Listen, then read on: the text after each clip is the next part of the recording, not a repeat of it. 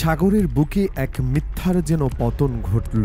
কিভাবে প্রকৃতির হাতে পরাস্ত হল বিশ্বের সবচেয়ে অপ্রতিরোধ্য রণতরী। এটি ছিল বিশ্বের সবচেয়ে শক্তিশালী নৌবাহিনীর প্রতীক, এক ভাসমান দুর্ভেদ্য দুর্গ ইউএসএস জেরাল্ড আর ফোর্ড। এর নাম শুনলেই সমুদ্রের বিশালতায় এক ধরনের অস্থিরতা শুরু হয়। প্রতিপক্ষ দেশগুলোর হৃদয়ে জন্ম নেয় অজানা আশঙ্কা। এই সেই সামরিক দানব যার এক উপস্থিতিতেই সাগরের প্রতিদ্বন্দ্বিতা যেন লড়ে ওঠে। দীর্ঘকাল ধরে এই সুবিশাল রণতরীটিকে বলা হতো ভাসমান রাজ্য, যা ছিল আমেরিকার সামুদ্রিক দাদাগিরির চূড়ান্ত প্রতীক। কিন্তু আশ্চর্যের বিষয় হলো, এই ভয়ঙ্কর দানবীয় যুদ্ধ জাহাজও আজ সব জায়গার তার দাদাগিরি দেখাতে পারছে না। সাম্প্রতিক কিছু ঘটনা প্রশ্ন তুলেছে, কেন বিশ্বের সবচেয়ে শক্তিশালী নৌবাহিনীর প্রতীক এই জাহাজ হঠাৎ করেই এত সীমাবদ্ধ হয়ে পড়ল? কে বা কারা এমন পরিস্থিতি তৈরি করেছে যেখানে আমেরিকার সামুদ্রিক কর্তৃত্ব ব্যর্থ হয়ে পড়ছে? আজকের এই প্রতিবেদনে আমরা উন্মোচন করব সেই অজানা গল্প, যেখানে অত্যাধুনিক প্রযুক্তি, ভূরাজনীতি এবং প্রকৃতির প্রতিরোধ মিলেমিশে এক নতুন বৈশ্বিক বাস্তবতার জন্ম দিয়েছে। এই বাস্তবতা প্রমাণ করে দিয়েছে, ক্ষমতার সর্বোচ্চ শিখরে পৌঁছালেও প্রকৃতির কাছে মানুষের সকল অহংকার কিভাবে ম্লান হয়ে যায়। সাগরের বিশালতা ভেদ করে সম্মানের সঙ্গে এগিয়ে চলেছে এক ভাসমান নগরী, যা দেখলে বিশ্বের চোখ জুড়িয়ে যায়। এটিকে কেবল একটি জাহাজ বলা চলে না, এটি একটি ধারণা, ক্ষমতার এক চূড়ান্ত প্রদর্শনী।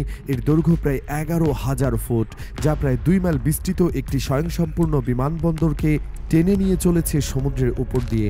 উচ্চতায় এটি প্রায় 20 তলা ভবনের সমান। সাগরের বুকে মাথা উঁচু করে দাঁড়িয়ে থাকা এই ইস্পাতের পর্বত যেন এই অতিকায় কাঠামোর ওজনও প্রায় 1 লক্ষ টনের কাছাকাছি। এর বিশালতা এবং ক্ষমতার কারণে একে অপ্রতিরোধ্য যুদ্ধজাহাজ আখ্যা দেওয়া হয়েছে। এর নাম ইউএসএস জেরাল্ড আর ফোর্ড, যা বিশ্বের সবচেয়ে আধুনিক এবং বৃহত্তম এয়ারক্রাফট ক্যারিয়ার।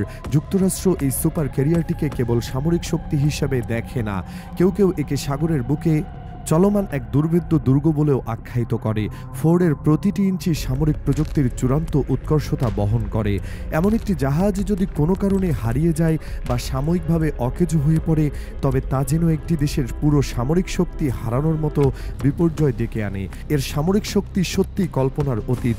এর সুবিশাল গর্ভে রয়েছে 75-এরও বেশি অত্যাধুনিক যুদ্ধবিমান, যার মধ্যে রয়েছে F-18 সুপার হর্নেট এবং F-35C এর মতো পঞ্চম প্রজন্মের ফাইটার জেট। পারমাণবিক শক্তিতে চালিত এর ইঞ্জিনগুলো একে মাসের পর মাস ধরে বিশ্বজুড়ে নির্বিঘ্নে চলার সক্ষমতা দান করে। জ্বালানি রিফিল করার কোনো প্রয়োজনই হয় না।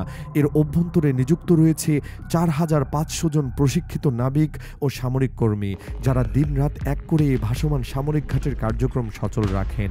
সংক্ষেপে, এটি যেন এক চলন্ত সামরিক ঘাঁটি, যা যে কোনো মুহূর্তে রণক্ষেত্রে তার বিশাল শক্তি নিয়ে ঝাঁপিয়ে পড়তে প্রস্তুত, যেন বিশ্বকে মুহূর্তের মধ্যেই বদলে দেওয়ার ক্ষমতা রাখে। কিন্তু প্রকৃতির সামনে মানুষের তৈরি এই দানব যে এক সামান্য খেলার পুতুল মাত্র, সেই চরম সত্যিটি উন্মোচন হলো এক শান্ত বিকেলে।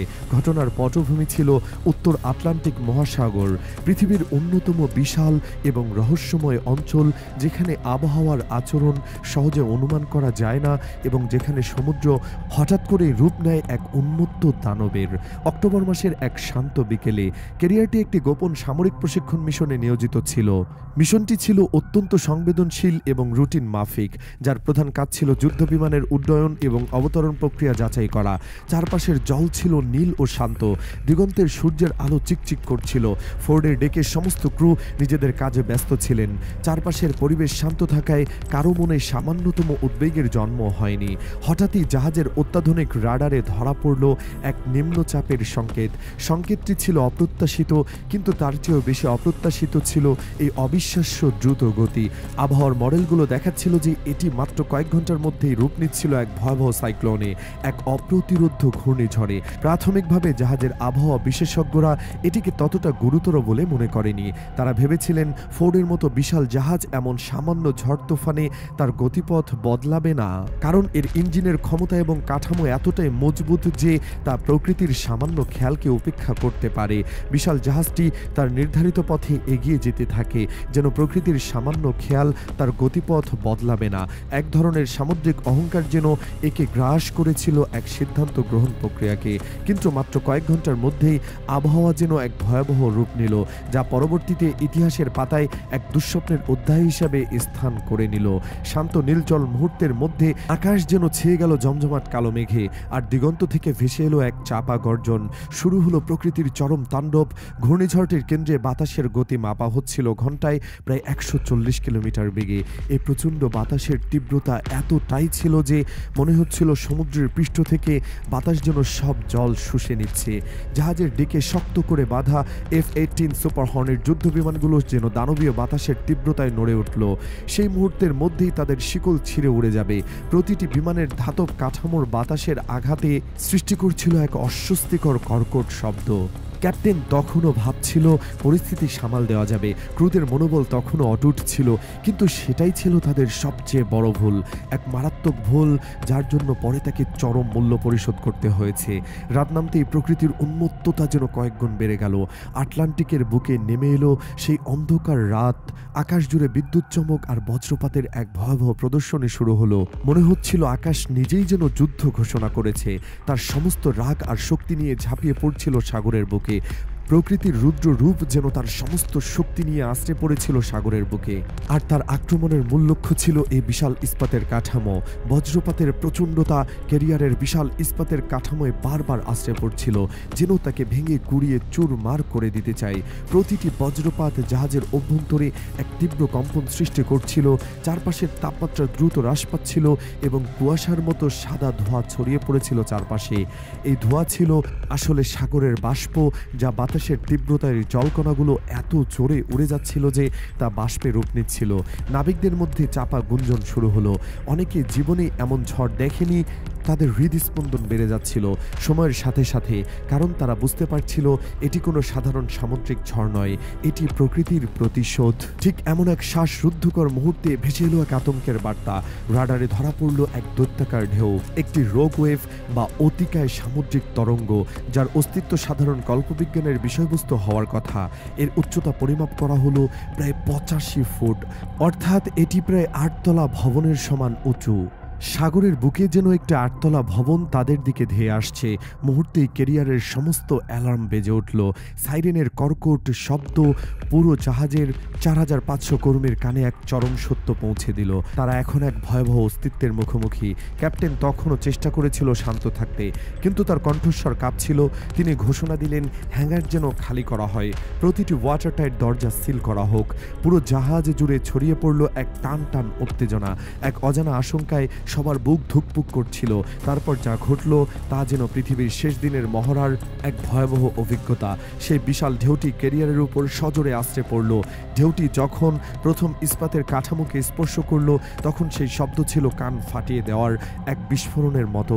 জাহাজের সামনের অংশ প্রায় 20 মিটার কোণে কাত হয়ে গেল, অর্থাৎ জাহাজটি ভয়ানকভাবে হেলে যায়। যুদ্ধজাহাজের ইতিহাসে এমন ঘটনা সত্যিই বিরল। কিন্তু ভয়াবহতা তখনও শেষ হয়নি। জাহাজের ক্রুরা প্রথম ঢেউয়ের ধাক্কা সামলে ওঠার পর আহতদের সেবা শুশ্রূষা করছেন এবং ক্ষয়ক্ষতি যাচাই করছেন। ঠিক তার 7 মিনিট পর আসে দ্বিতীয় ঢেউ। এই দ্বিতীয় দৈত্যাকার তরঙ্গটি আগেরটির চেয়েও ভয়ানক ছিল। প্রকৃতি যেন তার প্রথম আক্রমণকে দুর্বল মনে করে দ্বিগুণ শক্তি নিয়ে ফিরে এসেছিল। সাগরের নোনা জল উঠে আসে কমান্ড রুম পর্যন্ত। প্রতিটি কক্ষে, প্রতিটি করিডোরে ছড়িয়ে পড়ল আতঙ্ক। নাবিকরা বুঝে উঠতে পারছিলেন না তাদের করণীয় কি। ফ্লাইট ডেক থেকে শুরু করে ইঞ্জিনের রুম পর্যন্ত ছড়িয়ে থাকা নাবিকরা ছুটে গেলেন জরুরি শেল্টারে।